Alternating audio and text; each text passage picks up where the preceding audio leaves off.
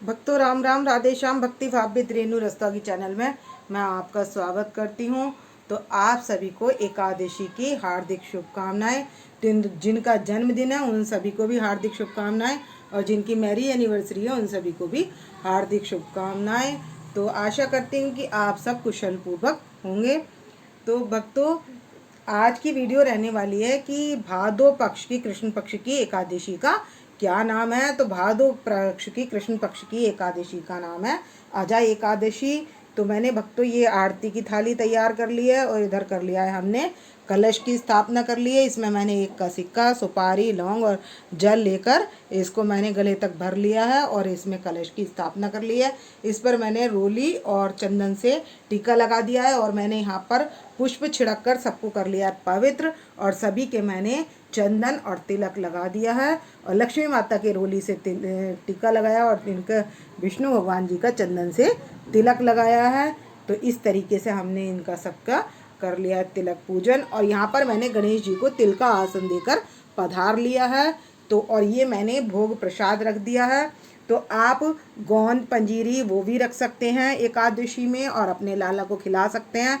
तो मैंने अपने लाला को अभी 2 दिन से मतलब तरल पदार्थ ही खिला रही हूँ, जैसे रबड़ी हो गई, मखाने की खीर हो गई, और दूध हो गया, और जैसे केला मसल कर खिला दिया या चीकू खिला दिया। जो आसानी से मतलब बिना चबाए खाने जाने वाले पदार्थ मैंने अपने लाला को खिलाएं, क्योंकि यशोदा मैया लाला हमारे यहाँ बैठे हुए हैं। तो ये लाला हमारे छोटे हैं, और लाला हमारे बड़े भी बहुत जल्दी हो जाते हैं। तो ये इनका अष्टमी को जन्म हुआ है और 10वीं को। तो मैं इनका भक्तों कुआं पूजन भी करती हूँ। तो अब इनका पहला स्नान हमने आज एकादशी पर करा लेना है। मतलब कल एकादशी है, तो मैं पहला स्नान इनको, वैसे तो मैं हल्का फुल्का स्नान करा रही हूँ, लेकिन इनको जो स्नान कराएंगे वो हम कराएंगे एकादशी पर, और उसके बाद कराऊंगी मैं छठी का। दूसरा स्नान जो इनका कराया जाएगा वो छठी पर कराया जाएगा। तो 5 स्नान कराऊंगी मैं इनको कुआं पूजन करने तक। और यहाँ पर हमने प्रसाद में ले लेना नाल वाला खीरा। तो मैं यहाँ पर खीरा रख लूँगी और सभी के पास फल अर्पित कर दूँगी। तो मैंने गणेश जी के पास फल अर्पित कर दिया, या अमरूद ले लिया मैंने यहाँ पर, और मैं सभी के पास, अपने लाला के पास और इन सभी के पास फल अर्पित कर दूँगी। लड्डू गोपाल जी के पास, लाला के पास, और अपने बिहारी जी के पास, और यशोदा मैया के पास, और गाय माता के पास, और अपनी लक्ष्मी माता के पास, और विष्णु भगवान जी के पास। मैं सभी के पास मैंने फल अर्पित कर दिए, और ये पीला फल हम विष्णु नारायण भगवान जी के पास अर्पित कर देंगे। तो आप पीले पुष्प और पीले ही फलों से इनको मतलब पूजन कर सकते हैं। तो एकादशी पर जिसमें ब्रह्मा जी विष्णु भगवान जी के नाल से निकले हों, लक्ष्मी जी चरण दबा रही हों, ऐसे चित्र से पूजा करनी चाहिए। मैं कई बार बता भी चुकी हूँ, क्योंकि बैठी हुई लक्ष्मी स्थिर होती है, और खड़ा हुआ व्यक्ति कब आए और कब चला जाए वो स्थिर नहीं होता। इसलिए जो भी फोटो लें आप, या चलचित्र जो भी लें आप, वो लक्ष्मी जी पधारी हुई लें। और जो लक्ष्मी जी चरणों में, मतलब विष्णु भगवान जी के चरणों में चरण दबाती हुई होती हैं, वो लक्ष्मी स्थिर होती है, और वो लक्ष्मी कभी वापस जाती नहीं है। इसलिए हमें ऐसी लक्ष्मी माता का पूजन करना है विष्णु भगवान जी की मूर्ति के साथ। तो आप अब हम कर लेंगे। अब हम यहाँ पर ये जो बुक है एकादशी की, इसमें से कथा कर लेंगे। मैं पूरी कथा नहीं कहूँगी, इसमें सार रूप में बता दूंगी। तो ये एकादशी कौन सी? अजा एकादशी समस्त पापों का नाश करने वाली है। तो भक्तों, आज है शनिवार और इतवार को पड़ रही है तो एकादशी, और सोमवार को भी हम तुलसी नहीं तोड़ेंगे। तो मैंने तुलसी मैया को, एक तुलसी मैया तो मैंने यहाँ पर अपने लड्डू गोपाल जी के पास लगा लिया, और कुछ थोड़े से पौधे भी इनके पास लगा दिए मैंने। और मैंने तुलसी पत्र यहाँ कटोरी में तोड़ कर रख लिए हैं, जो ये 3-4 दिन तक स्वच्छ रहते हैं और चल जाते हैं। तो हम लड्डू गोपाल जी को के लिए तुलसी पत्र शनिवार को तोड़ लेंगे, या फिर हम तोड़ेंगे मंगलवार को। तो तुलसी पत्र का हमें विशेष ध्यान रखना है। और यदि आप तुलसी पत्र किसी कारण से भूल भी जाते हैं, तो मैंने अपने लाला को पहनाई है ये तुलसी की माला। तो मैंने सभी को पहना रखी है तुलसी की माला। तो अगर हम तुलसी की माला भी नहीं हो, आपके पास तुलसी की सूखी लकड़ी भी हो, तो क्योंकि लकड़ी से ही बनती है माला, तो आप तुलसी की सूखी लकड़ी भी अपने लड्डू गोपाल जी के पास रखकर भोग लगा सकते हैं। अगर आप तुलसी पत्र तोड़ना भूल जाते हैं तो आप इस तरीके से आप लगा सकते हैं लड्डू गोपाल जी को भोग। तो यहाँ पर आप भोग मावे की कोई भी मिठाई जो आपने घर में बनाई हो, खीर हो, रबड़ी हो, लाला को अच्छे अच्छे पकवान हम खिला सकते हैं व्रत वाले। और बाकी व्रत वाले मैंने अभी जन्माष्टमी पर भोग दिखाया ही था। लेकिन अब ये जो है जो भोग है तो मैंने अब जो बनाया है बस वही लगाया है। 2 चीज़ें हैं तो ये मैंने इनको भोग लगा दी हैं। तो हम अब क्या कर लेंगे, इनको सबको वस्त्र की रूपी कलावा अर्पित कर देंगे। तो भक्तों मैं यहाँ गणेश जी को वस्त्र रूपी कलावा अर्पित कर दूंगी और जनेऊ अर्पित करती हूँ। तो गणेश जी के पास में वाइट जनेऊ अर्पित कर दूंगी। तो मैंने यहाँ पर गणेश जी को वाइट जनेऊ अर्पित कर दिया और यहाँ पर करेंगे हम येलो जनेऊ। तो ये हमने अपने विष्णु भगवान जी को येलो जनेऊ अर्पित कर दिया यहाँ पर।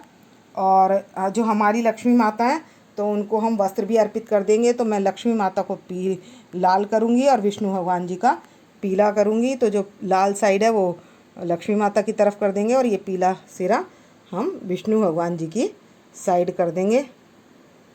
तो ये हमने अपनी लक्ष्मी माता को और विष्णु भगवान जी को वस्त्र अर्पित कर दिए हैं। तो मैंने यहाँ पर भक्तों सभी को वस्त्र अर्पित कर दिए हैं।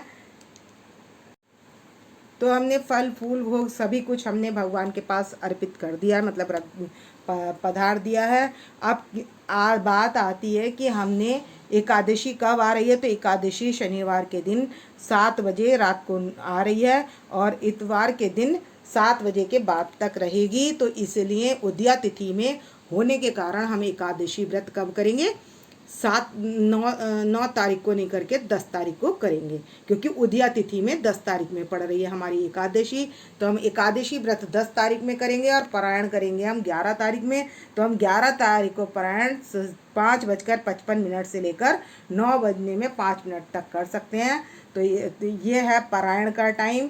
तो पारायण में सूर्य उदय के होने के बाद आरती करने के बाद हम ब्राह्मण भोज कराते हैं, उसके बाद हम भोग ग्रहण करते हैं। तो इसका मतलब ये होता है इस व्रत में कि हमने एकादशी में जैसे अन्न छोड़ा था तो उसके दिन अगले दिन हम उतना अन्न दान करते हैं ब्राह्मण को, इसलिए ब्राह्मण भोज खिलाया जाता है और वो ज़रूरी भी है। तो हमने एक अखंड दीप भी जला लेंगे। तो अखंड दीप हमने कहाँ जलाना है, कलश के पास में सीधे हाथ पर अखंड दीप जला लेना है। और ये जोत की हमने कर ली है तैयारी।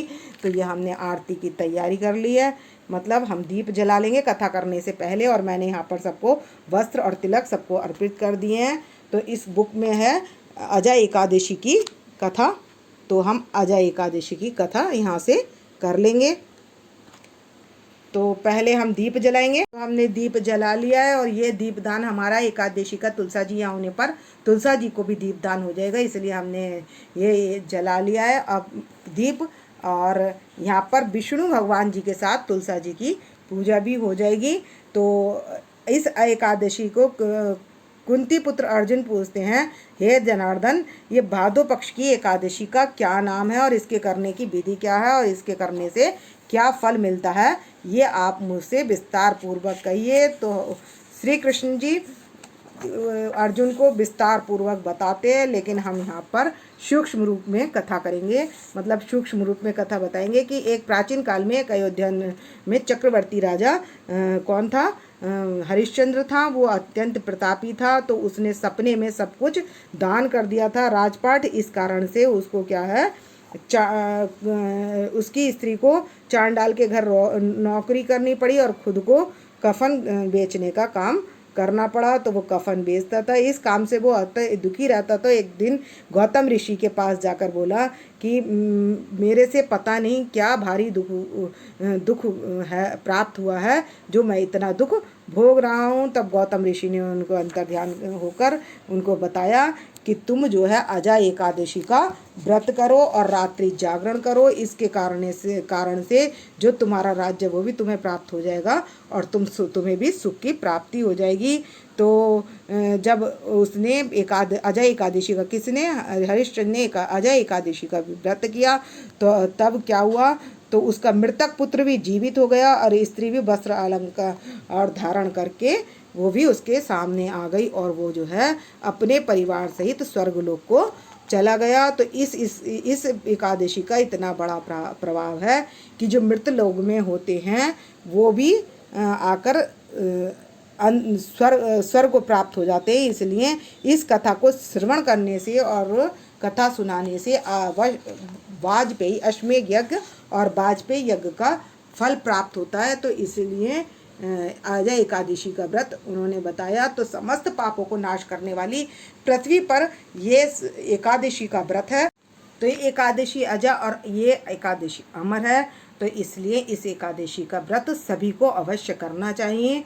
तो और कथा तो जो व्रत भी नहीं करते हैं तो वो फल आहार खा के भी कथा कर सकते हैं, तो वो भी व्रत के ही समान हो जाता है। जिनसे व्रत नहीं रख सकते हैं तो वो फल आहार खा के भी जैसी आपकी आवश्यकता अनुसार फल खाना है आप वो खाकर भी इस व्रत को कर सकते हैं। इसमें अन्न ही नहीं खाना होता है, बाकी तो सामर्थ्य के अनुसार आप कर सकते हैं।